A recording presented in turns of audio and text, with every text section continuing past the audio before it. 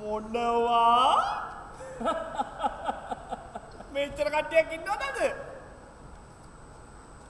හෝලිමට පිළිවෙලට ගත්තොත් අපිට වැඩේ ලේසි වෙයි.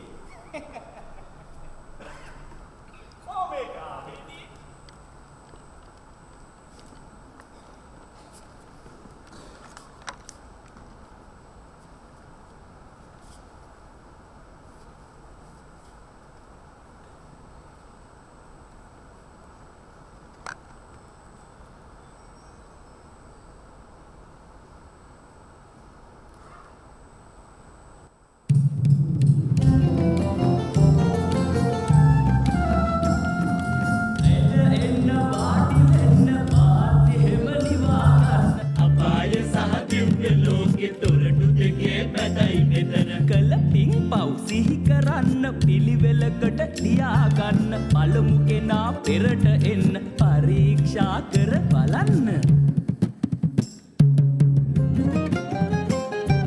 මට ඕන දිව්‍ය ලෝකෙ ගිහිල්ලා සුර සැප විඳින්න මං රජයේ සේවකයෙක් මගේ සර්විස් එක බලන්න.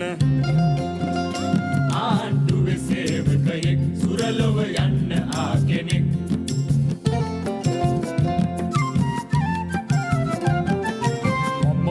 සෙව්වය බලන්න එහට එන්න ඕනා ජනතා සෙව්වය කරලා වගේ සුත් පැහුණා. ඒ උනාට රාජකාරි කරවලා දෙන්න ආං අත අස්සෙන් ගත්තා යමක් පේනවා ඔන්න. එයා පහයවන්න තව ටෙස් කරලා බලන්න.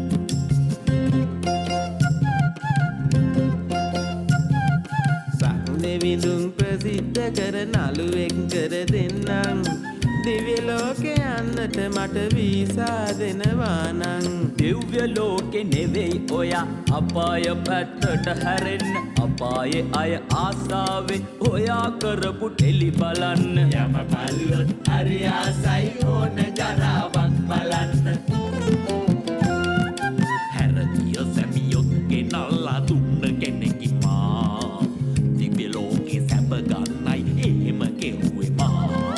එහෙනම් අපි මෙයාගේ ඉතිහාසෙ පෙරලමු. ෆයිල් එකේ නමක් තියෙන තැන අපි සොයමු. වශියට නම් දරූ කෙනෙක් කොඩි වින ගොඩක් කළ කෙනෙක්.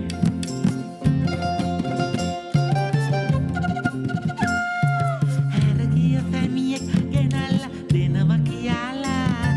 ගියේ මොකද ඒ බිරිඳගේ පස්සෙන් ඇටිලා. මේ වගේ පොර කපුවෝ ඉතින් අපායේ යවමු.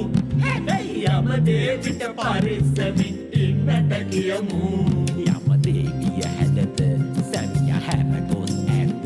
මෙයාට දෙන්න දඬුවමක් හදන්න වෙයි අලුත් එකක්. මව දිව්‍ය ලෝකෙ පැත්තේ යවන්න අයියේ. මම ක්‍රිකටර් කෙනෙකි එදා පුංචි සන්දියේ. ක්‍රිකට් ගැහුවනම් මෙයාව මට දැන් දෙන්න. දිව්‍ය ලෝකේ අය ආසයි ක්‍රිකට් බලන්න. මොකටද ඔය හදිසියක් විමසලා බලමු තව ටිකක්.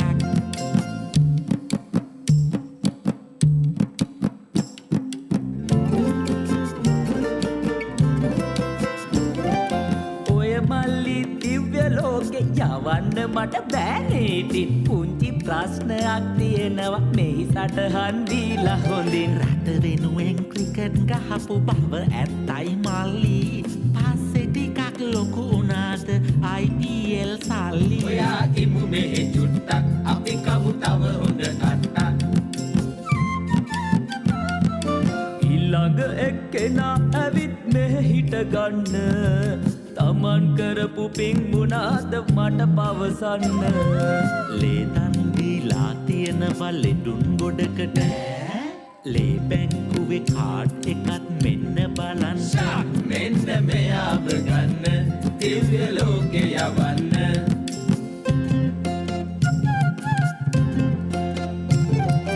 එක පාරක් උනත් රුධිරේ දුන්න කෙනෙකුට දිව්‍ය ලෝකේ යන්න හැකිය එය දැනගන්න. ඔය ආකාරයෙන් ලොවේ ලේදන් දෙන්නේ මනුලොව වසනා දෙවිවරු ඒ අයමයිනේ ඔවුන් සුරලොව යන්නේ මොකටද පමා කරන්නේ දෙන්න එකලේ විදුවක් විඳින්න සුරලොව සැපතක්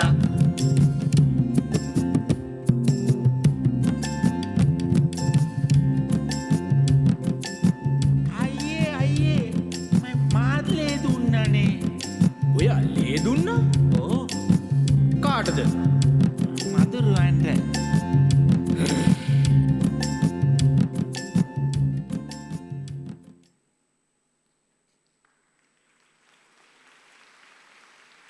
ඒ අංගේ අත්පොලසන් ප්‍රසාදය ටිකක් වැඩියෙන් ලැබුණා. මොකද කට්ටියම දැනගත්තා